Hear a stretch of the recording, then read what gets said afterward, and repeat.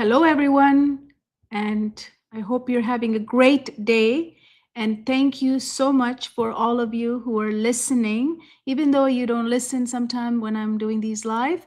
But I am getting so many messages and comments, and you're DMing me with your questions. And I'm so excited about that. Sometimes in life we do things, it feels like no one's watching. Maybe doesn't matter, right? And I do it anyway, but then now you're noticing what I'm saying. So that's exciting for me because it makes me want to do more of these live, because I have so much to share that can help in so many different ways. Why? Because I've been through a lot, quite a bit. And from that, I've created something powerful. That is the Readiness OS, which everything I talk belongs to that. Everything comes from that. Everything I share comes from my blocks and how my life was. So again, thank you for listening. Thank you for sending the message, because it means a lot to me. So keep it coming, keep asking me questions. And not always you have to agree with me. I love when my students, even when I used to be a math teacher, I really loved when they would challenge me and say, how come we can't do it like this? Why do we have to do it this way? So if you hear me say something, challenge me. I'm up for it, because I want to know what you think, because that's where conversation is, right? When you have a different opinion and I have a different opinion, or a fact, or Readiness OS, something I'm saying, you're like, maybe that's not how it works for me. And I'd like to know that, because that's why I call everything in life a lab, because our life is a lab, because we're so bombarded with so many variables. We're living in an environment that brings so many variables to us. We're living in a lab. So everything you share with me, that would be a variable that I could test and I could talk about. So thank you. And today's conversation is going to be about that, because somebody did send me a message. I'm going to talk about that. Now, you all know by now that before we start, we have to bring ourselves now and here, because if we don't bring ourselves now and here, then we're somewhere else, right? Where are we? We're somewhere else, because we're either in the past or we're in the future. And I talk about this a lot of time, right? When we're in the past, we are actually replaying everything that happened to us in the past, and we don't have time to be here and now. And here and now is the only place we can do something about what's happening to us. This is the place we can learn. This is the place we can live. This is the place that we can lead ourselves and others. But majority of us, what we do is we replay the past, because it keeps us, sometimes it even keeps us a hostage, right? You might be thinking good things, and all of a sudden you start thinking bad experiences, or something that caused you so much stress and pain. You start thinking about it. So when we think about the past, it keeps us occupied and keeps us away from being here and now. So what can we do with the past? We can just extract all the lessons, because it happened for a reason. Lessons are amazing. Just extract them and just let this past go. As more times you do this, it's almost like a ritual that you train yourself. The more you do it, eventually you can just pull yourself back here and now with the snap of a finger, like this. But in the beginning, we are pulled to the past so much that we stay there. But eventually you can train yourself to bring yourself here and now, because here and now is the only place that's powerful. It's the only place we can create things, and we can learn, live, and lead. Now, another place that we like to go to is the future, right? I mean, maybe some of you may think future is great. What are you talking about? We should go to the future. Of course, we should go to the future. But I don't know about you. I heard from many people, and including myself, I know a lot of the time I project my past onto the future. And I like to think of my future through those lenses of the past, and then think about, oh, that happened to me. It's going to happen to me again. What if that happens again? What if this person says this again? And then my future, I don't let it be created for me. I'm creating it. I'm recreating it for the past projected. And that type of future is very, very anxiety driven. I don't know about you, but for me, I don't like it. So what can we do instead of just projecting something that's already happened to us and creating the future? We should just allow it to happen, because we know we want a great future. All of us deserves a great future, right? So we don't need to project the past and past worst examples and create the what if situations all the time. We can just allow it to come to us, so we can bless it and we can release it. It's there for us, instead of forcing it and creating it and spending so much recreating something that you don't even want. Who wants Who wants the worst future that they just had in the past? Nobody does.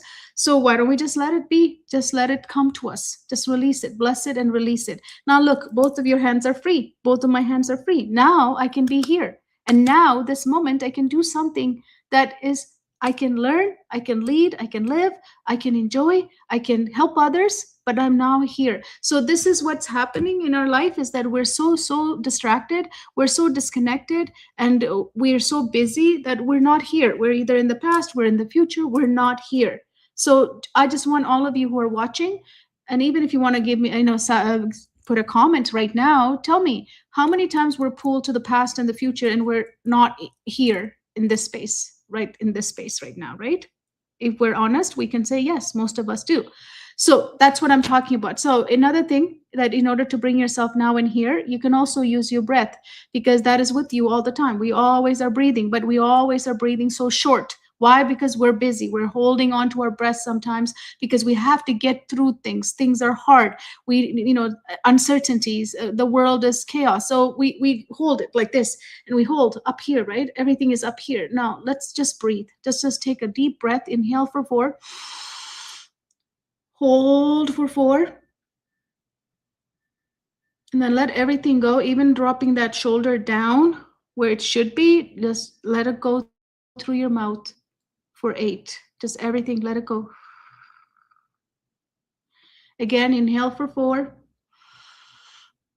Hold for 4. And then exhale for 8, letting go all the stress, worries, fear, anxiety, whatever you're holding on to in your shoulder, in your back, in your neck, everything, let it go through your mouth. Now, one more time, inhale for 4. Hold for 4. And this time, make a sound and let it go. And don't keep anything, because if you keep it, you're going to be walking around this thick like this. I used to do that too. When worries come, when fear comes, we just go like this, and we don't even know we're doing this, and it hurts. It hurts. So let it go. Let everything go. Now, that makes us even more now and here. So one way to bring ourselves now and here is our thoughts. Are we in the past? Are we in the future? Get rid of those and be here. Another way to fully bring us here is to really breathe. Our body needs it. Everything in our body needs it. And we're so busy, we forget to do all of this, right? So today, what I want to talk about is a comment I received from someone yesterday. Yesterday after my live, a teacher actually sent me a message. She said, "You keep saying, come home to yourself. And what does that even mean? And how do you actually do it?" A lot of time, I love this question. You know why? Because a lot of time you hear these phrases, right? People say, even when normal conversations, or if you're gathering social conversations, or even online, you hear from other people like, these phrases, and you're like, yeah, that sounds really beautiful, come home to yourself. But really, nobody explains how to do that in real life. And you wonder, what is that? What is she talking about? And sometimes it's confusing. Sometimes it's, you feel intrigued, but you still don't know how. So that is good that she sent me this question asking, you keep saying, come home to yourself. What do you mean by that? And how do you actually do it? So thank you for sending this in to me, because I love questions. So if you got a question from today, send it to me and I will answer it as well. So today I want to talk about that. So let me ask all of you who are watching me now, what does it actually mean to come home to yourself? Think about it. What does that mean? Come home to yourself, like come home to your, like, the space you live in? Is that what I'm talking about? And most of you know that's not what I'm talking about, but I'm just wondering, is that what it is mean? Like come home after work, come home after going somewhere to our home? Because our home is special, right? That environment is very special. That's why we call it our home. So that's not the home I'm talking about. So let's think about the home I'm talking about is this home here. This inside of you, the core of you. This is what I'm talking about. So most adults today are living outside of themselves. So, to be honest with yourself right now. We have so much pressure, right? We're reacting to so many pressures, expectations, other people's emotions, and the systems that are rushing us, right? We live in a world that's always rushing us to do things. It doesn't matter how you feel or what pace you want to go at. You have to go at the pace of the world, right? So we are living outside of ourselves almost every day. So after a while, what happens when we live outside of ourselves? We lose the connection to our own center. Yeah, your own center, you lose the connection to that.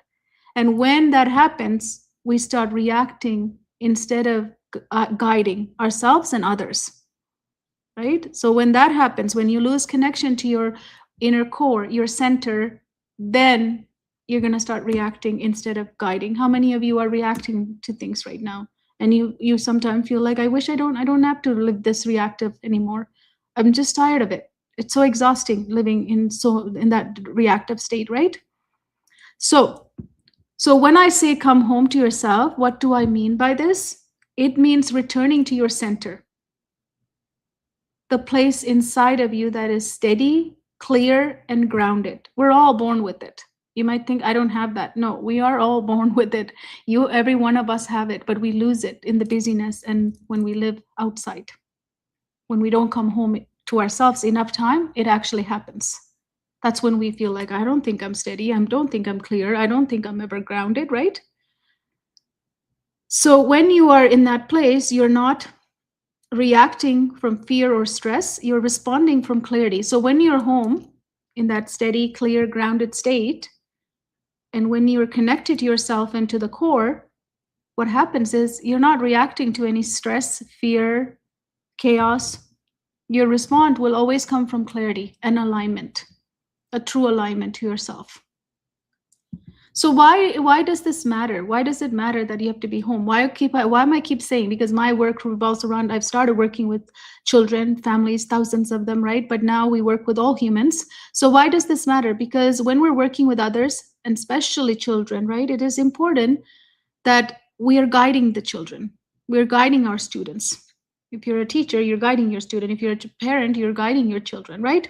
Or your child, because children don't listen to our words. They don't just listen to our words. They're so clever, and they're so scanning for, it's like an antenna scanning for a signal. They know when your system is off, when your systems are off, when you're not home. They can feel that.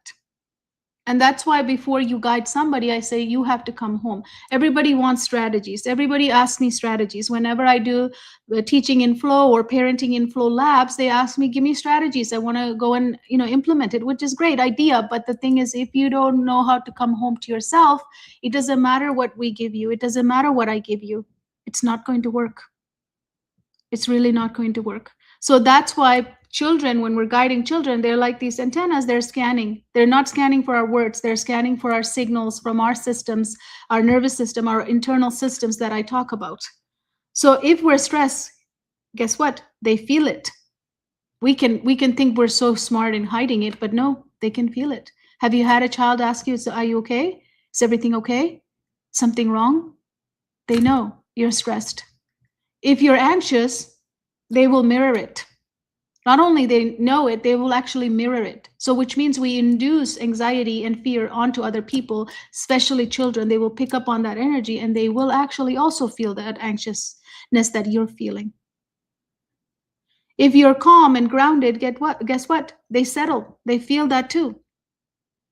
That's why being home to your inner core is so important, because then you can guide others, yourself and others, from that calm and grounded state. So before we guide a child, we often need to do what? First come home to ourselves. Now you might be thinking, you keep saying this, how do you do this, right? Because I'm again saying stuff I'm not showing you, so you must be wondering, how do you do this? So one way to understand this is what I call sacred circle. So I want to really explain what this sacred circle is. I created this for myself, and I have helped so many people. As you all know, I'm a suicide survivor, so I have helped so many of my friends and other clients use this to save them from thinking that they want to end their life. Because in the middle, you can see there's a circle, there's a bird. That is your inner core. That is your home. This home need to be protected. The only person that is allowed is you and yourself, and that's it. It doesn't matter how many people you love so dearly, they don't even get to come there. In the middle of that circle, it's only yours. So what we do is, with the busyness, and when we start not protecting this space, we let other people come in, and especially toxic people come in. Now that inner circle where the bird is, if you let toxic people so close to you, you will not be able to breathe. You will not be able to hear or have that groundedness or clarity. You would not have any of that. It will be a mess. So in order for you to come home, you have to first have a home. So I would ask, do you even have a home, or have you gave the space to other people and you're so crowded in your home? So it's now is that today is the day that you actually clean up that inner core of your home. There should be no one, only you and you. That's it. There is nobody. Even if you love somebody, they don't get to be there. Love doesn't equal to get that space. It does not. You belong in there, and that's it. And the only other person that could be there is if you believe in God or the universe. You can allow that inside of that sacred circle, the inner core. This is the home I'm talking about. After that, we draw circles. We draw more circles, more circles. The more people you have and more things you want to keep. And if they're toxic, you want to keep them at the distance as possible. Put them as furthest away as possible. Just like the planets, right? They have different orbits. Put them at the exterior orbit as possible. Throw them out into the as furthest possible, because they cannot come into your sacred area, because if they come in, it's going to be toxic. You cannot be home because you don't even want to be home, because there's too many people who are, or too many things you allowed that is too toxic. You don't even want to be in your core where you should be protected. So this is exactly what I mean by coming home to yourself. So if you have already thinking like, I don't feel it, I don't see it, that's because there's too many people there. So I would look into it. What have you allowed in your life to come in that is creating anxiety for you, that is creating anxiousness for you, that is creating this toxic energy, toxic thinking, toxic environment? If you're living in that constantly, no wonder you feel stressed, right? So let's clean up and draw a circle and clean up, and don't allow anybody into that home. That is your sacred home. Have yourself and somebody, the higher power that you believe in, if you believe in God or universe. Then you draw a circle, and then that next circle could be your family, the ones you love. And the next circle could be someone you trust, but you don't love them. And the next could be someone, you're okay hanging out with. They're not that bad. But the more circles you draw, the more toxic they are. They need to be far away from your home, your inner core. So if that resonates, tell me if it's resonating with all of you, because it is so important to have this visual in your mind when you're thinking of your core and thinking of your home. This is what I mean by coming home to yourself. Now, things can happen in the world, right? So many things can happen. But if you think about it, if you imagine it, if you have this core so protected and so has a boundary that nothing comes in unless you allow it, guess what? You're always going to be in control. You know why people decide to end their life? Because they feel they're not in control. They feel like they don't have control over the external things that are happening to them, or the toxic people in their life, they don't have control over it. But if you can draw this and have an innermost circle where it's sacred for yourself and self only, can you imagine? If you have that power, do you think anybody can adjust? Anybody can change how you live your life? No. Only if you give permission, then they can adjust, right? Otherwise, nobody can come even close to it. So that's why the innermost circle is so important. So just like the bird, that's where you can open up your wings and be free. So do you have a, so my question to those of you who are watching is, do you actually have a core like this that you can call it? Is that available to you? Think about it, right? So in here, the sacred circle doesn't involve just people. It could be environment, it could be systems, it could be expectations, it could be things like that, or it could be what's happening in the world, even like news and things like that. If you let that into your sacred circle, then we have what? You know what the answer to that is, right?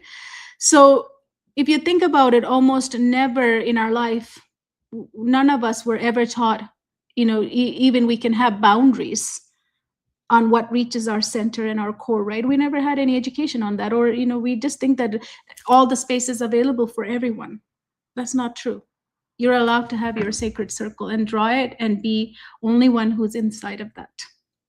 So when you have this boundary, it's not a balance. You're not balancing people around. This is a sacred boundary. When you have that, not every opinion deserves access to your core. You can stop it. You can say that's their opinion. It's none of my business, right? Not every emotion around you need to live inside. You don't have to let every emotion to come into your sacred inside of your core. You can say, I'm not feeling that. That's not how I feel, right? So there's always this boundary that could bounce off anything that's coming inside. You can actually think about it and not react, right? So coming home to yourself means returning to your center and remembering, I get to choose what enters. I get to choose, and I'm in control of what enters, and I get to choose where something lives in that circles that I just showed you, the distance of it. I get to choose, not the people around me, not the environment that's happening, not the world events that are happening. I get to choose. You see the empowerment when you get to choose? That's what coming home is all about. So for example, imagine a child melting down, right? If you react from stress, we might immediately do what? Try to control them, punish them, or give them consequence, or start to reason with them, right? When someone's melting down, the last thing we want to do is reason with them, but we all do it because we think that's going to work. We do it. But if we pause and we come home to ourselves, and then if we ask a different question, what is really happening in this child right now? Because they're a biological system, right? So I look at it from the system's perspective. So when I look at it from the system's perspective, what is happening to this child right now? They're not just melting down, but there's something happening to their biological system to melt down. So my question is, what is happening to them right now? Really, what is happening to them? So, and that changes everything, right? Think about it. Now I want you to think about something even deeper, is when you were a child and an adult was upset with you, if they get upset with you for something, did you feel like they were guiding you? Did you feel like you were guided? Or did you feel like they were controlling you or commanding? What did you feel? Because I know most of us feel what we felt when we were young, right? You all know how you felt when somebody was upset, somebody was angry, we know. So coming home to yourself is not about being perfect. It's about returning to your center again and again. Because when adults learn how to return to themselves, the people that you lead, that could be your children, that could be others in your life, and the people that you love, they finally feel safe enough to grow, especially children. If you're a parent or a teacher, because this question did come from a teacher, right? Then that child feels safe enough to grow. And sometimes the most powerful thing a child needs, it's not another strategy, not a hack, it's a regulated adult. And that's where it all begins, from you being at home. So I hope that explained what coming home means. And another way to come home is to also bring our thoughts here and now. That's always part of that process, right? If I'm here and now, I can really understand who's trying to get inside of my sacred circle, and then I can push them away from my sacred circle and create the boundaries. It could be events that are happening around me that are so chaos that I don't want to be entering my sacred circle, right? It could be that. So always protect that sacred circle. That's how you're going to gain that control over what's happening. That's how you remain regulated. And when you're regulated, you can lead others. It's a beautiful space to be. So think about who's been crowding that sacred inner circle, the core in your life. Think about environments that are doing that for you, people in your life that are doing, latest event in the world that are doing, news, maybe social media, whatever it is. What is crowding that? Let's do a cleanup. And then don't allow anybody into the inner core. And from there, you can guide yourself, you can guide others. And it's a beautiful, and it's so much in flow when you can achieve that. So I'm so excited to share this with you, and I'm so excited that somebody asked this question. So it is And then somebody here said, how is it possible? How can I push them? So that is talking to your brains. I'll talk to you. Why don't I show you that tomorrow? I'll talk about how do you talk to your brain so that we are able to push these things out, because we are in control of our thoughts, right? It doesn't control us. We control it, right? Thank you for asking that question. I will answer that tomorrow. Thank you for watching. Send me any questions you have and join me every day at 3 p.m. Pacific Standard Time. We go live. Thank you so much. Have a blessed day.